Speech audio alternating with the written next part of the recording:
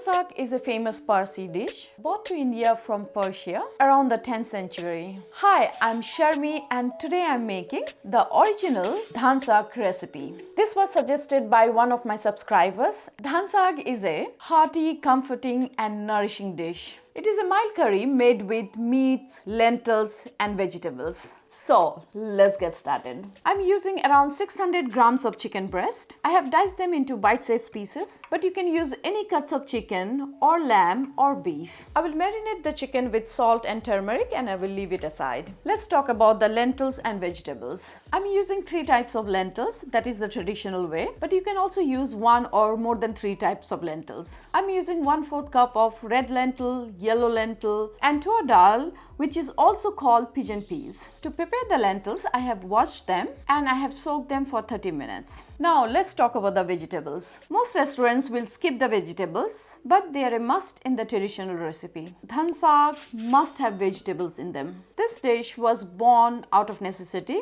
When meat was rare and expensive, it was mixed with cheap lentils and vegetables to make a nourishing dish. I'm using 1.5 cups of pumpkin and eggplants. Traditionally, pumpkins, eggplants and fresh fenugreek leaves are used, but I'm going to use some dried fenugreek leaves instead. You can also use potatoes if you want. I will dice the vegetables into small cubes. To make it easier to peel, I will microwave it for 30 seconds. This is so much easier to cut now.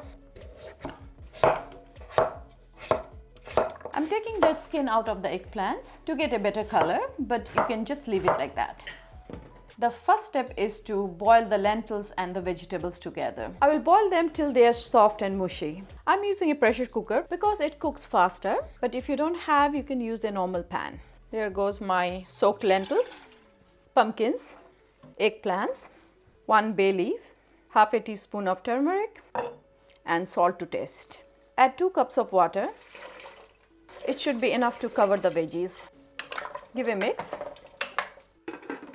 Put it at high till it builds the pressure. Now let's talk about the spices. The original Persian food is quite mild, but when they settled down in the Indian state of Gujarat, Indian spices were added to it. And this is how Dhansak was born. It is basically a Persian dish with Gujarati spices. This is basically what we need for the Dhansak Masala. It has a lot of spices in it, but I will also give you an easier version. I'm using 2 tablespoons of coriander seeds, 1 teaspoon of cumin seeds, 1 red chilli, 1 teaspoon of cloves, 3 bay leaves, half teaspoon of poppy seeds, 1.5 inch of cinnamon, 1 star anise, 2 black cardamom, half teaspoon of black pepper, 7 green cardamom, half teaspoon of mustard seeds, and I'm going to grate 1/4 teaspoon of nutmeg. I'm using raw spices. I'm going to slightly roast them and grind them. This will give the real flavor of Dhansak. If you don't have all these spices, you can use 1 teaspoon of garam masala and 2 teaspoon of curry powder. It will not give you the authentic flavor, but it will be quite close. Or you can also buy the pre-made Dhansak masala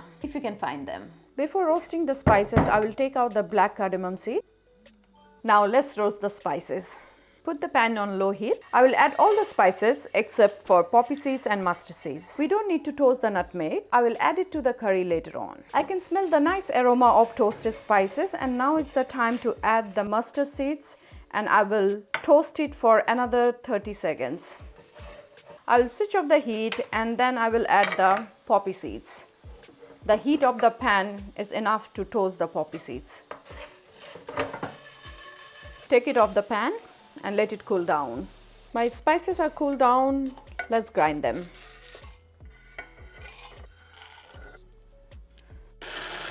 In between grinding, give them a rest, otherwise they will heat up too much and all the aroma will disappear.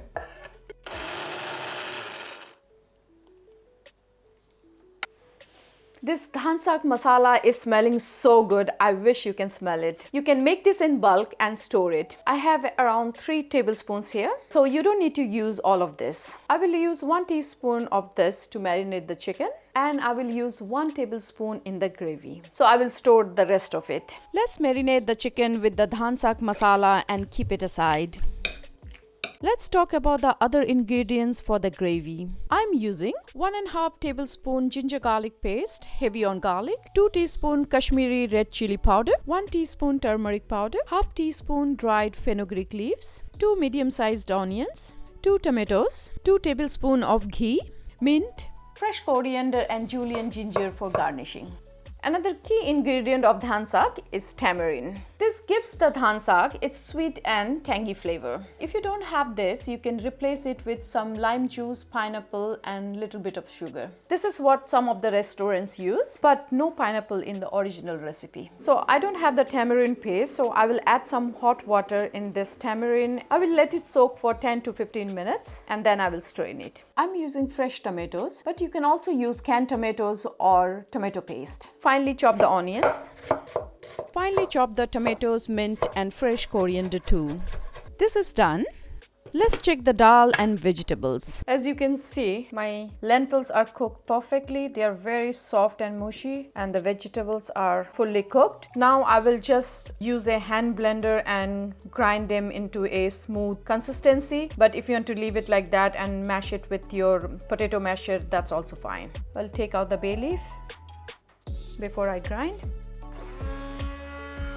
If you see the consistency of this lentil and the veggies, it's little runny because I like it that way. But if you want a thick gravy, when you're adding the water to boil, put less water so that you can get a thick consistency. It's looking very smooth and creamy.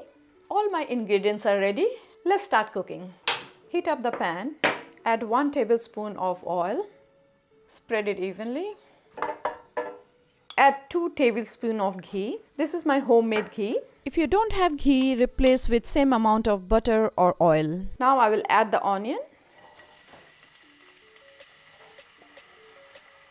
I will fry the onions at medium heat till they are light golden brown. I will add a pinch of salt to take out the moisture. My onions have browned nicely. This is a perfect time I will add my spices, turmeric and my chili powder. Now I'm going to add the tomatoes. I forgot to add the ginger garlic paste. Add it before the tomatoes. I will cover and let it simmer till the tomatoes get softened. My tomatoes are softened, you can see that. I will fry it for another 2 minutes till the oil gets separated. The oil has started to separate. Now I will add the Dhansak Masala. So I have added just 1 tablespoon of it. And now I'm going to add the chicken. I'm going to cook the chicken till it is 80% done. It should take around 10 to 12 minutes. It's chicken breast. I don't want to overcook them. Keep stirring so that they don't stick to the bottom. Then cover again and let it simmer.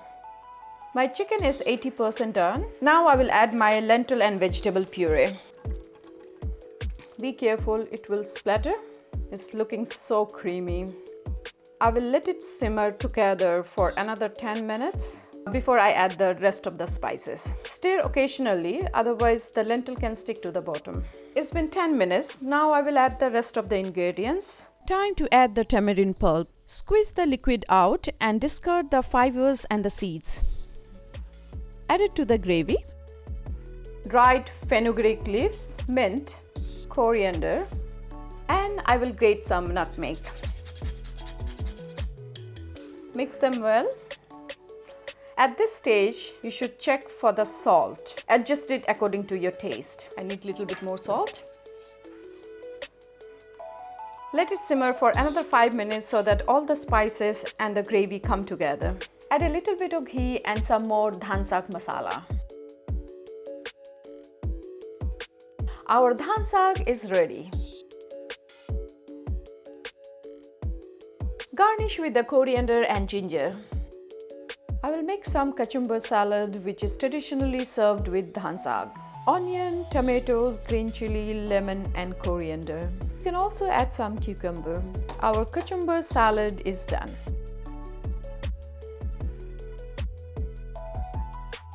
My authentic dhansak dish is ready. It's looking creamy, hearty and delicious. Let's give it a try.